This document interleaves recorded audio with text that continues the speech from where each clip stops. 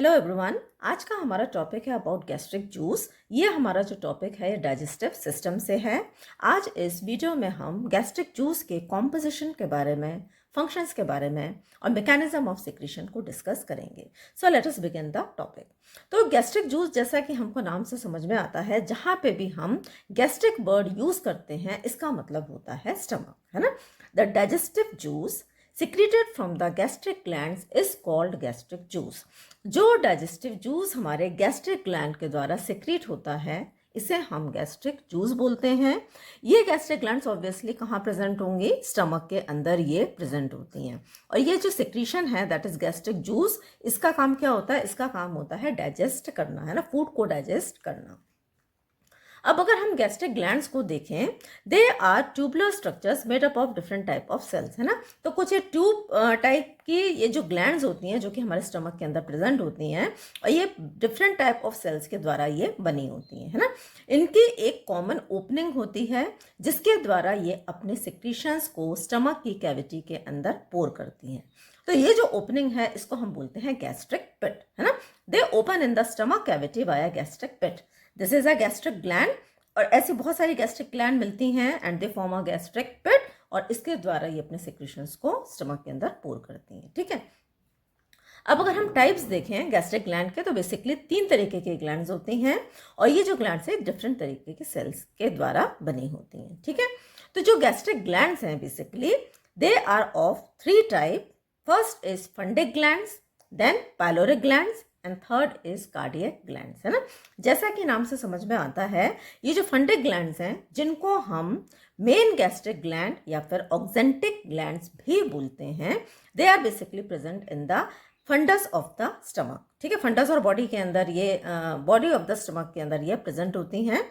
दूसरी जो pyloric glands हैं, ये पाइलोरिक वाला जो रीजन है हमारे स्टमक का, वहाँ प्रेजेंट होती हैं। और तीसरी जो कार्डियक ग्लैंड्स है they are present in the cardiac region of the stomach, है ना। स्टमक पे ऑलरेडी एक वीडियो बना है। तो जो हमारे पार्ट्स ऑफ स्टमक हैं, ठीक है, 4 पार्ट्स होते हैं।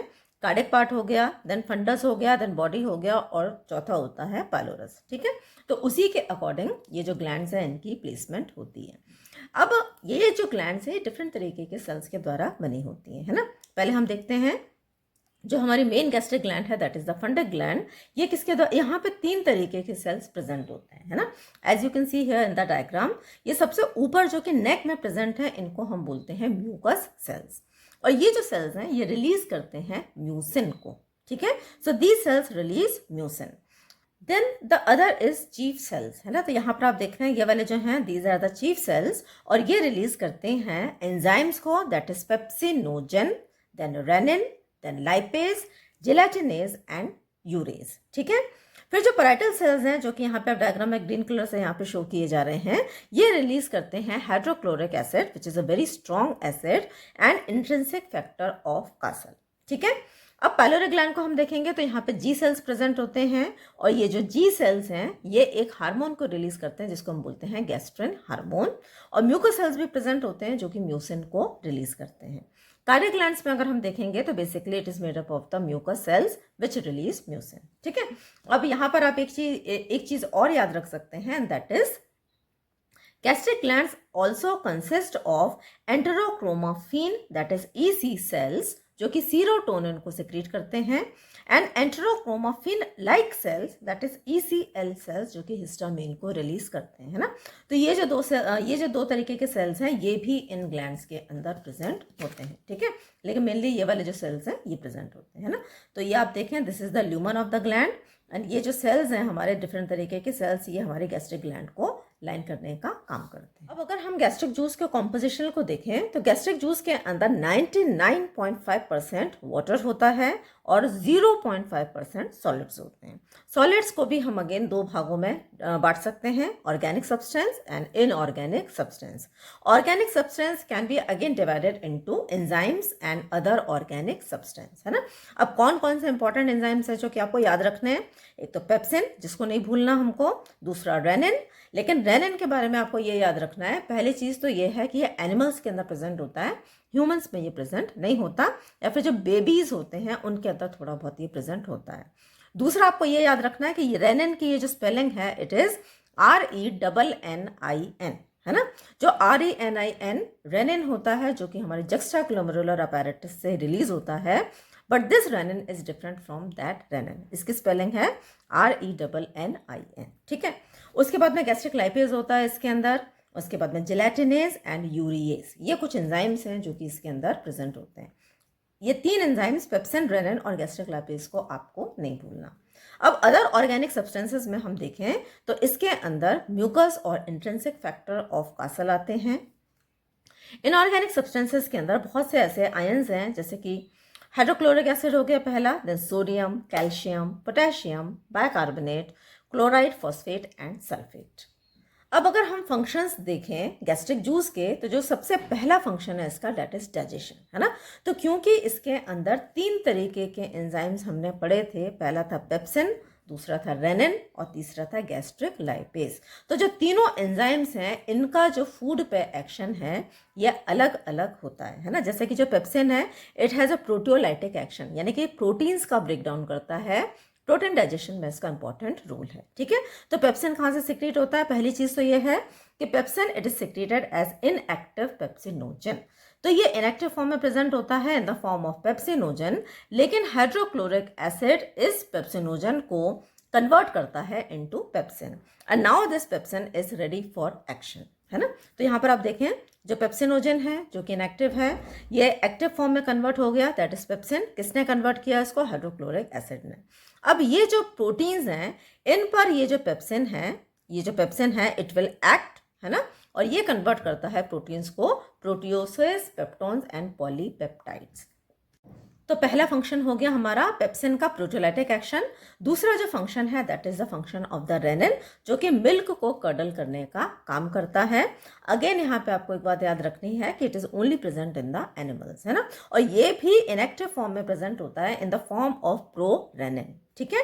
यहाँ पर भी जो हाइड्रोक्लोरिक एसिड है प्रोरेनिन को एक्टिवेट करते हैं इनटू रेनिन, और अब जब ये एक्टिव फॉर्म में आ जाता है तो this rennin acts on the milk protein, है ना। मिल्क प्रोटीन होता है जो कि सॉल्युबल होता है जिसको हम कैजीन बोलते हैं।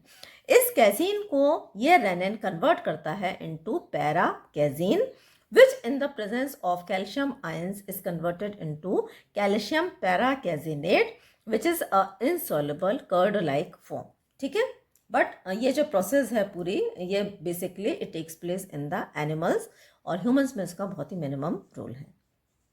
फिर अगर हम देखेंगे गैस्ट्रिक लाइपेज तो it has a lipolytic action, यानी कि लिपिड्स पे एक्ट करने का काम करता है। तो ये फैट्स पर लाइपेज एक्ट करते हैं और उनको कन्वर्ट करते हैं फैटी एसिड्स में और ग्लिसरॉल में। अब जो दूसरा फंक्शन होता है that is the protective function. ये जो प्रोटेक्टिव फंक्शन है ये म्यूकस के द्वारा होता है जो कि हमारे म्यूकस सेल्स के द्वारा सिक्रीट होता है ना। अब ये करता क्या है? It protect the stomach wall from irritation और mechanical injury by lubricating the contents. तो ये जो म्यूकस है ये स्टमक के जो कंटेंट्स हैं इनको बेसिकली लुब्रिकेट करता है और स्टमक वॉल को मैकेनिकल इंजुरी से या फिर इरिटेशन से प्रोटेक्ट करने का काम करता है। एक चीज़ और है, इसका एक और इम्पॉर्टेंट फंक्शन होता है क्योंकि हमारा जो हाइड्रोक्लोरिक एसिड है it is a very corrosive action, है ना। तो ये हमारी स्टमक की वॉल्स को इंजर कर सकता है, हार्म कर सकता है, बट ऐसा इसलिए नहीं होता क्योंकि ये जो म्यूकस सेल्स हैं ये इतने अमाउंट में म्यूकस को सिक्रीट करते हैं कि ये एक तरीके से स्टमक के ऊपर 2 मिलीमीटर थिक ये म्यूकस कोट को बनाते हैं जिसको हम म्यूकस बैरियर बोलते हैं, है ना। तो because stomach has a protection of 2 millimetre thick mucus coat, mucus barrier, इसलिए जो हाइड्रोक्लोरिक एसिड है ये स्टमक की जो वॉल्स हैं गैस्ट्रिक म्यूकोजा को ये डिस्ट्रॉय नहीं कर पाता, है ना। तो हम क्या बोलेंगे? It protects the gastric mucosa from corrosive action of hydrochloric acid by forming 2 millimeter thick mucus coat which is known as mucus barrier, ठीक है। अब जो तीसरा फंक्शन है इसका it is due to the hydrochloric acid. Now you all know कि जो hydrochloric acid है, ठीक है, ये एक स्ट्रॉन्ग एसिड होता है and it acidifies the food and stops the action of salivary amylase, है ना। ओरल कैविटी से जो सलाइवरी अमाइलेज आता है उसको वो स्टमक में आकर वो उसका जो मीडियम है it is converted into the acidic medium. तो अब ये जो सलाइवरी अमाइलेज का एक्शन स्टॉप होता है और जो हमारा गैस्ट्रिक जूस का जो एक्शन है ये स्टार्ट होता है। तो करता क्या है? ये एक तरीके से एसिडिक मीडियम प्रोवाइड करने का काम करता है। दूसरा एंटी बैक्टीरियल, है ना, it acidic pH kills bacteria microbes which enter the stomach, है ना। अगर किसी वजह से कोई इन्फेक्शन है जो कि हमारे स्टमक के अंदर आ गया, ठीक है, बैक्टीरियल हो सकता है, दूसरे माइक्रोब्स हो सकते हैं, तो बैक्टीरियाज को किल करने का काम it is done by the hydrochloric acid, ठीक है। Then activation, it activates inactive enzymes. हमने अभी देखा था कि जो पेप्सिनोजन है, जो पेप्सिन है और जो रेनिन है, ये इनएक्टिव फॉर्म के अंदर प्रेजेंट होते हैं, पेप्सिनोजन एंड प्रोरेनिन, तो एक्टिवेट करने का भी काम करता है, ठीक है। और लास्ट फंक्शन है इसका buffer action, it makes the gastric juice acidic, है ना। तो हमारा जो गैस्ट्रिक जूस एसिडिक है, it is because of presence of the HCl, ठीक है। उसके बाद में हम देखेंगे हीमोपोएटिक फंक्शन। तो हीमोपोएटिक फंक्शन का मतलब है आरबीसी फॉर्मेशन में, एर्थ्रोपोइसिस में ये एक इंपॉर्टेंट रोल प्ले करता है ना। कैसे करता है, देखिए ये जो स्टमक है, अब स्टमक के अंदर जो पैराइटल सेल्स होते हैं, ये जो पैराइटल सेल्स हैं, दे रिलीज इंट्रिंसिक फैक्टर, है ना। ये एक फैक्टर को रिलीज करते हैं जो कि विटामिन B12 के एब्जॉर्प्शन में इंपॉर्टेंट रोल प्ले करता है।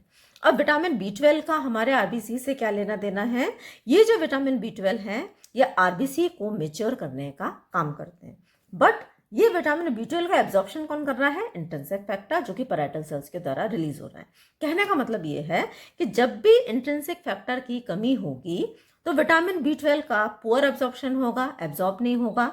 जब विटामिन B12 एब्जॉर्ब नहीं होगा तो आरबीसीज हमारे मैच्योर नहीं होंगे, और जब आरबीसीज मैच्योर नहीं होंगे तो इस टाइप का एनीमिया, जो कि which is due to the deficiency of intrinsic factor, it is known as pernicious anaemia और एडिसन्स एनीमिया, ठीक है। तो ये बात आपको याद रखनी है।